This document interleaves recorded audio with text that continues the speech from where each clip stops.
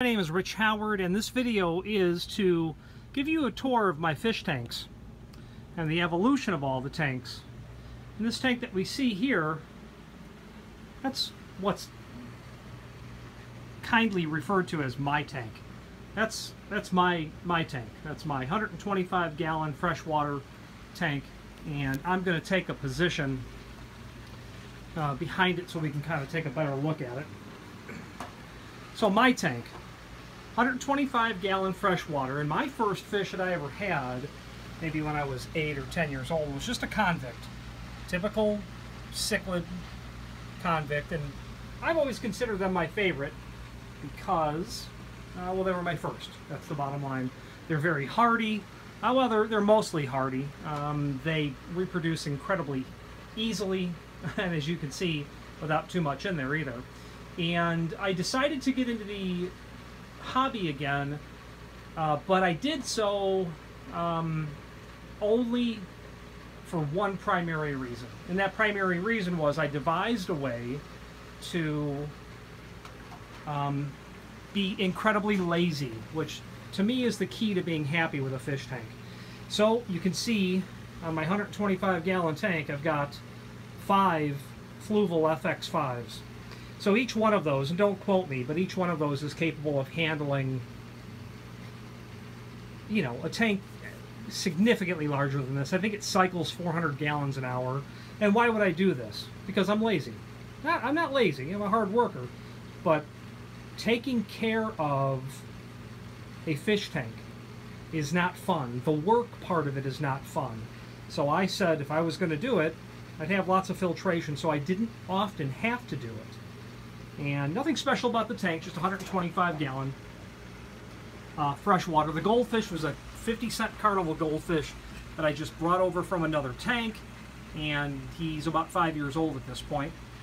And I've gone through lots of evolutions of material on the inside, and I have basically found that less is better. No gravel. You can see some remnants of gravel, but I took it all out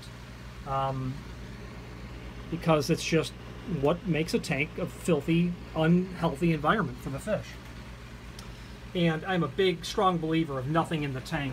And all of the plastic plants that are in there are just, you know, for looks, but also because that Plecostomus that is in there, it helps keep a healthy environment for him, like this algae on the front of the tank here, that he'll get to eventually, does so.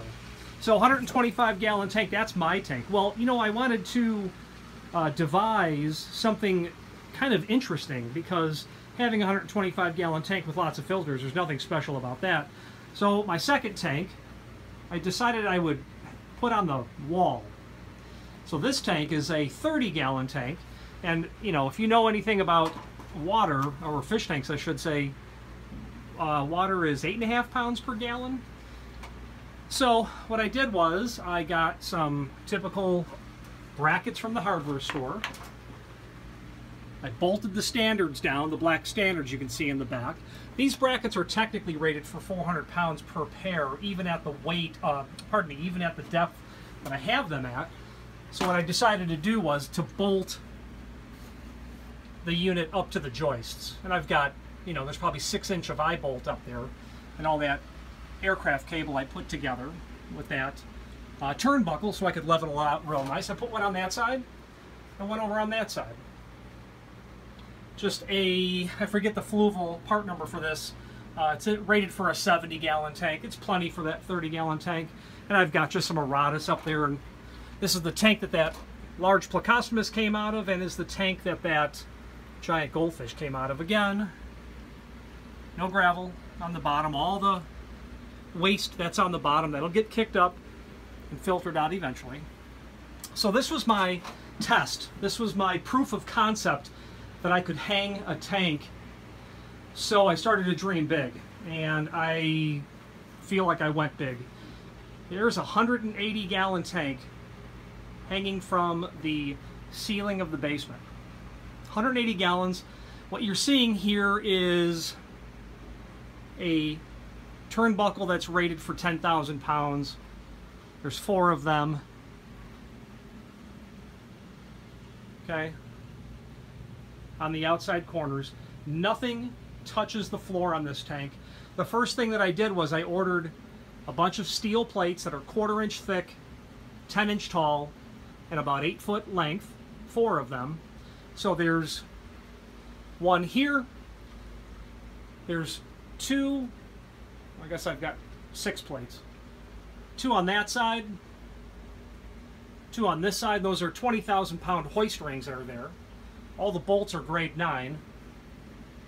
8.5 pounds per gallon, 180 gallons, plus the weight of the tank, plus these 2 1/4 inch thick plates of steel with the structural fiberglass in the middle for keeping it rigid. I learned how elastic steel was on this project, and you can see we're real tight here, and down in the middle it dips a slight amount, but that very slight amount has not changed since day one that I first put it up and loaded it with water.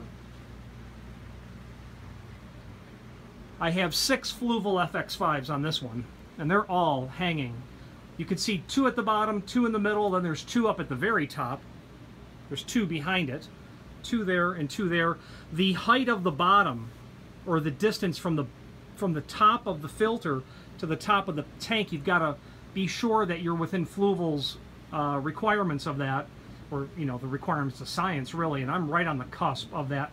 What I did with the bottom too is I put them in series, and only because I got lazy at the end and didn't want to run 2 more tubes up to the top of the tank. And with the overwhelming amount of filters that I have on the tanks, you're getting the concept that I don't like to change filters often. I don't. Annually is what I do, sometimes more often. The problem with annually is the Fluval has several different types of media, and I've not gotten into the make your own and save money kind of stuff, and it's just because my hobby needs to be as work-free as possible, so I just buy, I pay full price kind of stuff.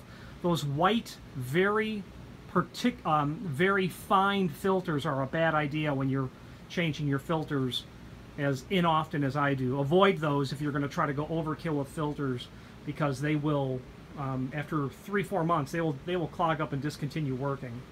So don't go with those. I just have some electric yellows in there, and that tank is relatively dirty because I've just cycled the water through it, and I'll explain what that means in a moment. I had to bolt these plates together because they were far too elastic, so I ran that column of bolts down the center, and that tightened them all up. And I'm very proud of this because none of it touches the ground.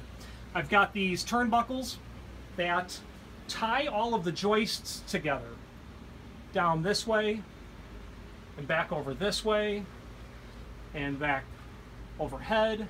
And what that does is, my concept is that it will help eliminate the potential for the joists collapsing. And of course I looked up the rupture strength of a 2x12, which is in the ceiling joist, and it's something in the range, it's like 17,000 pounds. So it would be a catastrophic event that anything would happen, I think. So that's the weight of a mid-sized car, 180 gallons. Well, I had experimented with some other material, and the 4th and final tank in this room is this hanging cast acrylic tank. So that's 4-inch diameter cast acrylic. And there is the area at the top of that black T intersection, that T section. That's where I get up on a ladder once a day and feed the fish. Okay? So the Fluval is hanging overhead, and literally that height is, unless you're 6'2", you're going to walk right under it when you enter my office. That Fluval filters the water in a clockwise fashion around the entire tank. So when the filter is running, and it's not right now, the fish have get a little treadmill action because they're floating upstream generally. That's an air stone that's there. I've got a heater buried down in there, which never needs to be turned on, ever. Rubber 4-inch ID elbows and T-sections. And I had inherited a bunch of this material, and you can see the pattern of the Placostomus that's in there, how he comes and dines on that material is tooth marks, so to speak. And right now it's got a little bit more algae than necessary, but the truth of the matter is when you have those fish long enough, you realize there has to be an abundance of food in there, because living off of algae pellets, they'll only do for so long. They've got to have natural food. And he resides generally down here, and actually, he is right there. You can see him. There's a tiger barb in there. So yeah, your question is, how do you get the dead fish out? Well, you don't, is the bottom line with this tank. There's no way to do that. It's completely incapable of handling that without disassembly. The thing about tiger barbs is they're cannibals. They will eat anything that dies in there, and that's the only species of fish that's actually in that tank are those tiger barbs. Because within just 3 or 4 or 5 days, they'll wait till the thing is super dead, starting to putrefy, and then it's game over. Little cemetery of old fish, the stuff that won't dissolve quickly is down on the bottom of that. Fish that have died, etc. Okay, that's a neat tank. Now, the super reason evidence of why it is necessary to create a fish tank system that allows you to be lazy, otherwise you won't enjoy it, is as follows. And please don't mention 100 times that I used the wrong pipe. I know that I did. See that black pipe that's up there?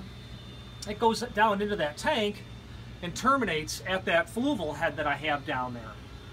There's a ball valve right there, that blue handle. That's a T that's there that will allow future expansion. Well, that pipe services the top of my 180 gallon with a ball valve. That same pipe, going back to its source, runs up there, that corner. It serves my 30 gallon. You can see down there, and it will terminate in actually in that tube that you'll see the tip of it sticking out on the ground there. That pipe comes this way, ball valve there. I don't know why I put that there, because there's one up at the top. Come down here, serve my 125 gallon tank. I've got 2 inlets that are there, and they come down to those fluval heads. There's one there, and the other that's there. Okay, those pipes go up, back this way. Those pipes go all the way back. You can't really see them. You can there, the jersey's hanging on the pipe. Back over here. Actually, the pipes come around this way. They come this way. Here we are, back at the pipe.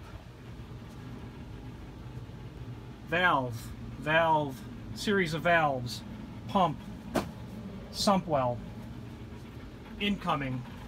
We're on a well here at my house. Whoop. We're on a well here at my house. So the well pump is here. Water. You get the concept now. This is the first ball valve, this one here, that shuts the incoming water off. The water's off. Okay? Now I'm going to hold that there and just, if you want to study it for a minute, you can pause the video, I suppose. Incoming water. This is the valve that controls everything to the other tanks. Valve here. Right now it's open. And I've got the half horse pump here. That valve through the half of a horsepower hose pump valve there. T intersection, well, pardon me, a quad, and down to the sump well. So you get the concept that I can draw the water out, and that makes it super easy.